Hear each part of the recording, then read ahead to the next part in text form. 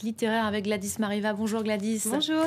Alors cette semaine, retour en enfance et sur les bancs de l'école. C'est à croire que ça vous manquait Gladys. Alors oui, pour tout vous dire, j'aimais beaucoup l'école, ça me manque un peu. Apparemment, je suis pas la seule. Si on regarde comment l'école, les rythmes scolaires, les programmes scolaires suscitent des débats houleux dans la presse chez les adultes. Et ce qu'il y a d'encore plus passionnant, c'est comment les écrivains vont parler de cette période, alors qui nous semble heureuse aujourd'hui, mais qu'à l'époque on trouvait très ingrate et très injuste.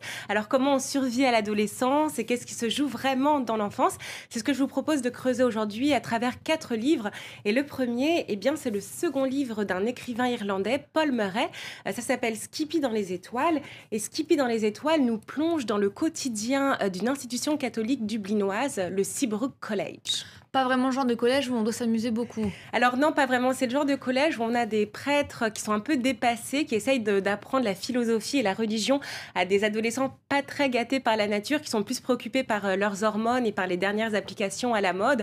Et dans ce collège, on va voir souffrir nos deux héros. Alors l'un, c'est Howard, un jeune enseignant de 28 ans qui a dû revenir enseigner dans ce collège qu'il était si content de quitter après avoir raté dans la finance. Et puis bien sûr, le jeune Skippy. Alors lui, c'est un interne, il est chétif, il est toujours malade et surtout il est jamais sans son meilleur ami Ruprecht, caricature du geek, passionné d'Einstein et champion au concours du plus gros mangeur de beignets. Ça nous rappelle quelque chose? Ça nous rappelle les beaux gosses de Riyad Satouf? Oui, tout à fait, on est exactement dans cette atmosphère et on aura aussi le coup de foudre de Skippy pour une belle princesse de l'école de filles d'à côté.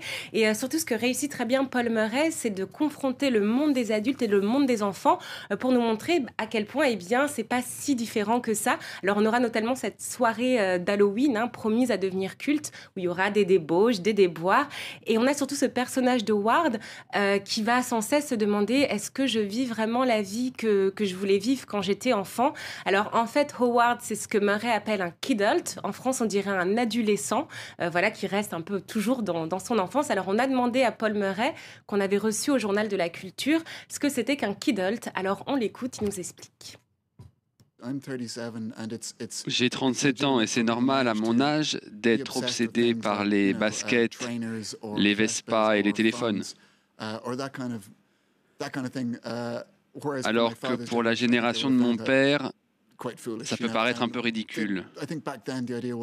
À l'époque, quand tu avais 18 ou 20 ans, c'était le moment de chercher un travail pour subvenir aux besoins de sa famille. Alors que maintenant, l'adolescence peut durer jusqu'à 20, même 30 ans, aussi longtemps que personne ne t'arrête. Alors l'enfance, on va en parler également dans le deuxième livre que vous nous présentez ce matin. On n'est plus à l'école, là on est dans une famille, les Edelstein. Oui, les Edelstein, donc dans ce roman de Amy Bender, écrivaine californienne, La singulière tristesse du gâteau au citron, qui nous raconte, alors Amy Bender on la connaît pour son univers fantaisiste, on a toujours des personnages ordinaires qui ont des capacités extraordinaires, qui vont en faire un peu des super-héros du quotidien, et c'est le cas de Rose Edelstein. Alors Rose Edelstein, elle a 9 ans, et pour son anniversaire, sa mère lui prépare un gâteau donc au citron. Et alors, en croquant un morceau dans ce gâteau, elle va en fait ressentir tous les sentiments de sa mère et elle y sent de la tristesse et de la détresse. Qu'est-ce qu'elle va faire de ce pouvoir magique? Au début, on peut se dire qu'elle va vouloir en profiter ou qu'au moins elle va vouloir en parler. Eh bien non, en fait, elle va le vivre comme un fardeau, à tel point qu'elle va ensuite vouloir manger que des nourritures industrielles fabriquées par des machines. Alors en fait, on va réaliser que ce don va surtout nous montrer à quel point dans la famille Edelstein, on ne se parle pas, puisque en fait, le grand frère, par exemple, a lui aussi un don. Il a la capacité de se fondre dans le décor. Et en fait, chez Amy Bender, tout se passe comme si ces dons symbolisaient les secrets de famille, tout ce qui nous définit et tout ce qu'on ne dit pas dans la famille. Et cette idée aussi que même si on s'aime, dans une famille, on reste plutôt des inconnus les uns pour les autres. Alors, Amy Bender, justement, pour reprendre sur sa fantaisie et sur aussi sa description très fine de ce qu'est une famille, nous rappelle un peu les films de Wes Anderson. Je pense notamment à la famille Tenenbaum. Et aussi, dans son univers un petit peu triste, dans sa description un peu désespérée de la famille et de la ville, vous savez, les nouvelles de Salinger. On va faire un bond dans le temps maintenant, avec le troisième livre que vous nous avez amené ce matin. Vous nous emmenez au lycée cette fois. Alors oui, on fait un bond dans le temps, mais alors on fait aussi un bond dans l'ambiance, puisqu'on va s'intéresser maintenant à un serial killer. Et pas n'importe lequel. Il s'agit en fait de Jeffrey Dahmer. Alors Jeffrey Dahmer, on le surnommait cannibale de Milwaukee, pardon. En fait, il donne pas vraiment envie de rencontrer, là.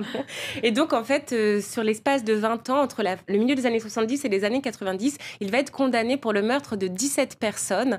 Et donc, plus tard, en 1994, il sera en fait assassiné par un co-détenu dans sa cellule. Alors, dans ce livre, qui est en fait un BD reportage, donc un reportage avec des dessins, l'auteur Derf Barkderf, écrivain, journaliste américain, va nous raconter la jeunesse de Jeffrey Dahmer. Il va s'appuyer sur des documents, il va s'appuyer aussi sur des comptes rendus d'audience, des articles de la presse locale, mais aussi sur des anecdotes intimes, et pour cause, puisqu'il a été l'ami de Jeffrey Dahmer quand ils étaient au lycée. Comment lui est venue l'idée de raconter cette histoire ? Eh bien, en fait, c'est tout simple, il a été traumatisé par cette histoire. En 91, il reçoit un coup de fil d'un collègue et il lui dit « Assis-toi, en fait, le cannibale de Milwaukee, c'était Jeff, notre ami, voilà, qu'on voit ici.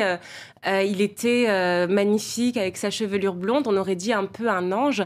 Et en fait, ce Jeffrey Dahmer, avec Derf Barkderf et ses collègues, on avait fait une sorte de mascotte.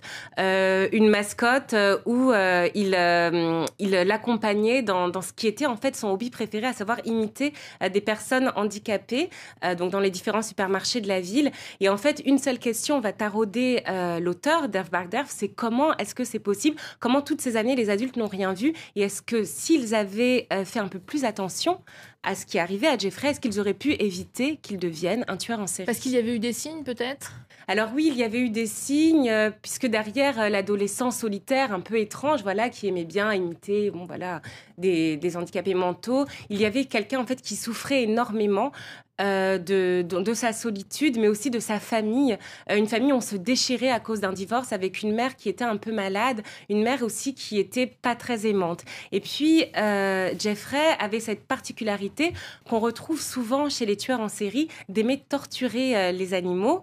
Et toutes ces choses-là, eh bien, on aurait pu les remarquer. Jeffrey Dahmer souffrait aussi beaucoup parce qu'il avait des fantasmes de relations sexuelles avec des hommes endormis et des hommes morts. Et toutes ces choses, eh bien, il ne va pas en parler parce qu'on est à une époque, les années 70, où on ne parle pas de soi, on ne parle pas de sa sexualité et on parle encore moins de son homosexualité. On est aussi à une époque, et ça, Derf Barkderf le souligne bien dans son livre, où on ne se préoccupe pas des lycéens dans l'école, où on les laisse vivre en toute liberté. Et c'est ce qui va notamment permettre à Jeffrey Dahmer de sombrer dans l'alcoolisme et dans l'indifférence générale. Il va rater son diplôme à la fin du lycée et il va ensuite commettre son premier meurtre dans l'été qu'il va suivre. Alors, un tout autre registre, cette fois. Vous nous présentez un dernier ouvrage qui nous renvoie également à l'école et qui nous rappelle certains souvenirs. Hein. Alors oui, il va nous rappeler certains souvenirs. Alors, il faut savoir que l'auteur Jean-Baptiste Almeras partage avec Jeffrey Dahmer une chose, c'est qu'ils n'ont pas été diplômés à la sortie du lycée, mais c'est à peu près tout, hein, puisque Almeras n'est pas devenu un tueur en série, mais est devenu un libraire et par la suite un peintre, sculpteur, musicien. Alors, dans ce livre Peut mieux faire, il a compilé en fait les appréciations qu'il y avait dans ses bulletins scolaires. On l'a déposé avec tous ces bulletins autour de lui. Ça l'a vraiment beaucoup traumatisé. Il les a tous réunis et recopiés. Et voilà, en gros, ce qui va ressortir de ces bulletins, c'est qu'il était l'extrême pauvreté des commentaires, hein, c'est toujours plus ou moins la même chose. Alors comment tout ça l'a traumatisé, comment il a décidé de prendre sa revanche sur l'éducation nationale, et bien tout ça il va nous le raconter bientôt sur France 24 puisqu'il est l'invité du Journal de la Culture le 5 mars, je pense. Les bulletins scolaires qui suscitent là aussi en France un débat. Hein. Éternel débat. Il faut le rappeler. Oui. Merci beaucoup Gladys pour cette chronique littéraire. C'était donc le Journal de la Culture. Il est 9h53 à Paris, vous restez évidemment avec nous. On se retrouve dans quelques